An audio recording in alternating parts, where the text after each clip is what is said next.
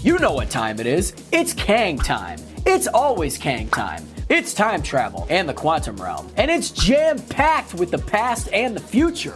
How? Let's take a deep dive into the things you might have missed in the latest bug-themed MCU outing. I'm Joey C. Let's go!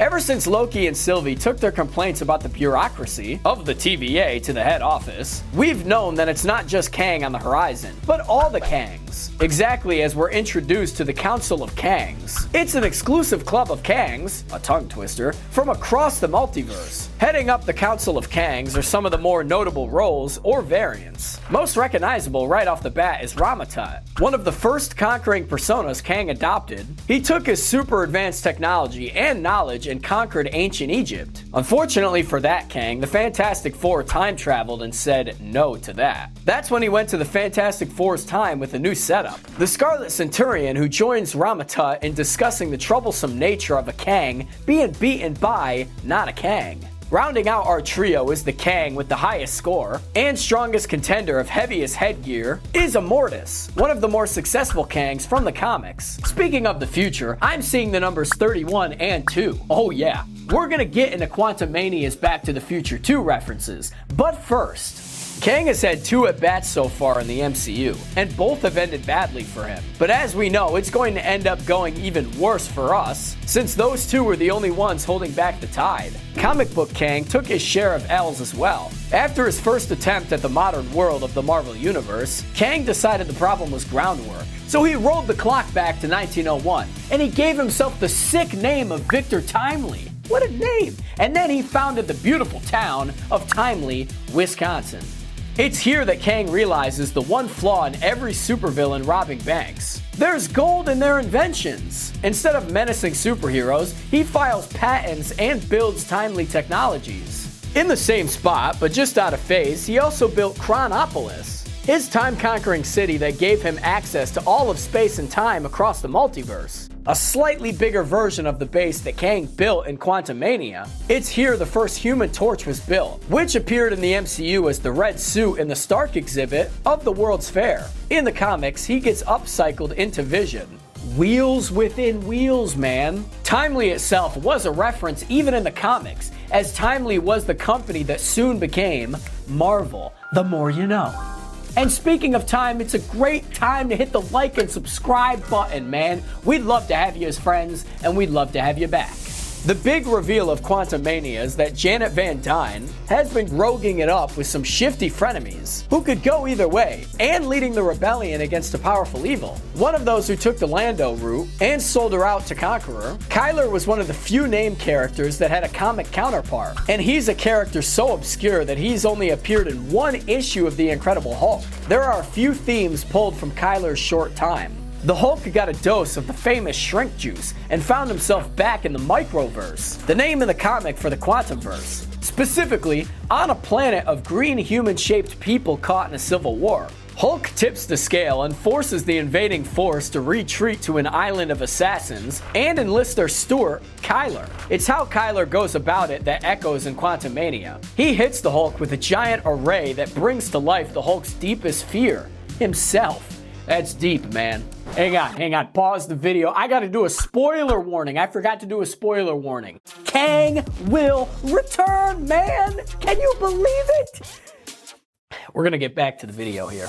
Even before the MCU, or even Star Wars, the calling card of the franchise was one simple sentence at the end of the credits. The hero will return. That reassuring cuddle that says, "Don't worry, pal, we'll try to give you that feeling again. And again, and again. And where are you going? You gotta get back here and feel that feeling.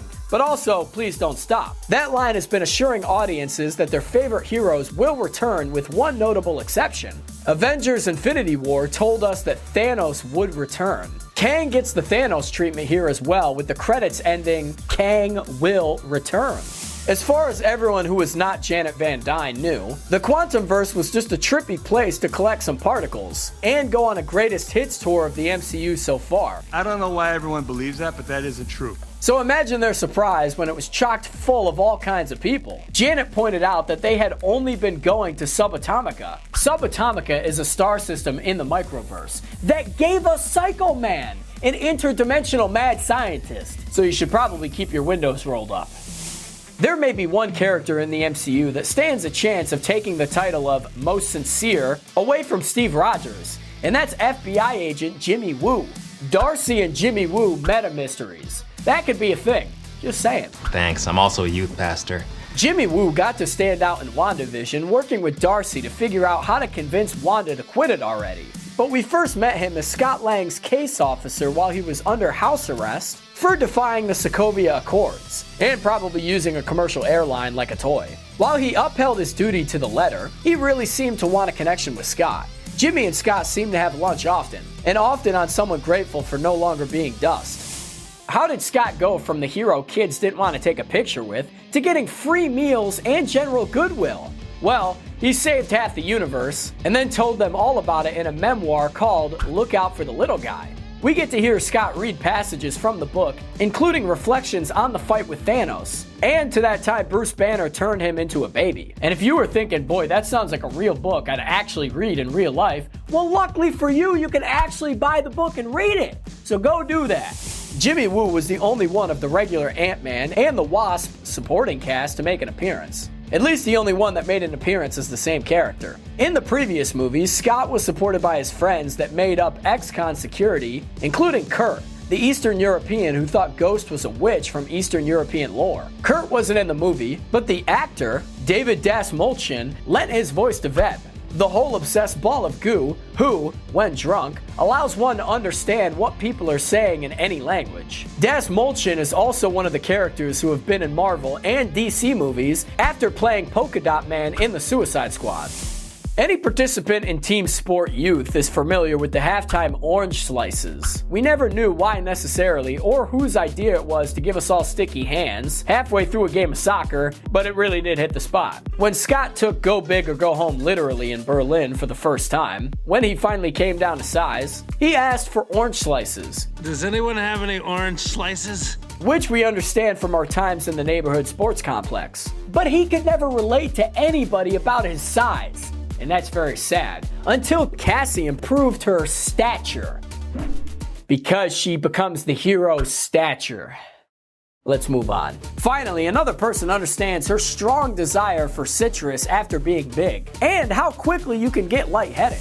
The Pym abode has been through a lot over the course of Scott holding the mantle of Ant-Man. Scott had to break into it and steal the suit in order to audition for the role of Ant-Man, even if he didn't know that was what was going on. Then Scott took the suit to Germany to help rogue heroes avoid arrest, putting him into a state-enforced timeout. And it also put Hank Pym and Hope on the run, just when they realized they can access the quantum realm and maybe bring Janet back. The end of Ant-Man and the Wasp revealed that Hank had pocketed the house for safekeeping and relocated it from San Francisco to the warm sandy shores of no extradition treaty. All is forgiven, and Hank returned his home to San Francisco, just in time for them to get sucked out of the basement into the quantum realm.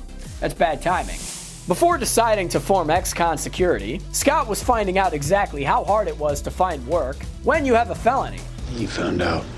Baskin-Robbins always finds out. Baskin-Robbins has apparently come around on the subject, at least specifically when it comes to Scott Lang. He's given Permanent Employee of the Month status in recognition of him saving half the universe. And because Baskin-Robbins totally wants to be known as the place where Ant-Man once worked, just don't ask how he left the job. The full name, of course, of Baskin-Robbins, or was anyway, was Baskin-Robbins 31 Flavors. And on top of that, Quantumania represents the 31st Marvel Cinematic Universe film. Is that a coincidence? Maybe. I'm not actually too sure on that.